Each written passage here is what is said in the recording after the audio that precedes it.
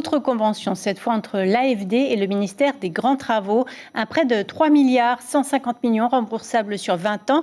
Objectif, moderniser les infrastructures portuaires. Et pour faciliter la transition environnementale et énergétique, une subvention de 95 millions de francs. Comment vont s'articuler ces travaux? Les détails avec Ismaël Tahiata et Nicolas Suir. Mieux vaut de nos jours rouler sur l'eau que sur terre. Sur cette autoroute liquide de 3000 hectares, il n'y a jamais de circulation.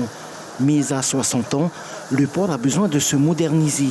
Certaines de ses infrastructures ont besoin de rénovation. C'est le cas du quai au Lancourt. Aujourd'hui, les aconniers ne peuvent pas approcher les grues des bateaux, compte tenu des faiblesses du quai. Et donc, ça présente quand même un danger de stabilité. Il fallait de refaire ce quai.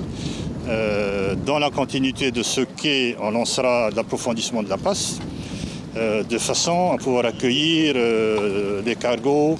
Sans oublier la construction du nouveau quai de cabotage. Les terminaux existants étant saturés, il accueillera les bateaux de croisière intervilles, ainsi que ceux chargés d'approvisionner le pays. Des travaux financés à hauteur de 3,15 milliards par l'AFD pour le volet transition énergétique et assainissement. Ce sera une subvention de 95 millions.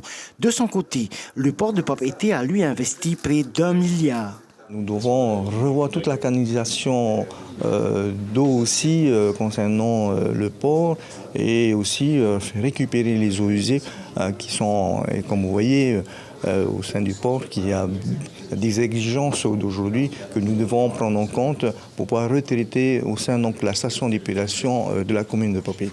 On a un projet dans le Pacifique aussi, en Papouasie-Nouvelle-Guinée, sur le déploiement de ce qu'on appelle chez nous les ports verts, c'est-à-dire les ports soucieux de leur environnement, les ports qui intègrent une dimension développement durable dans le développement économique. Et c'est exactement ce que fait le port autonome de Papeete. Un port plus moderne et plus respectueux de l'environnement, c'est ce que souhaite le pays. Le port de Papeete a tout ce qu'il faut pour réaliser ce vœu, une surface au sol de 70 hectares où plus de 4000 personnes sont en activité.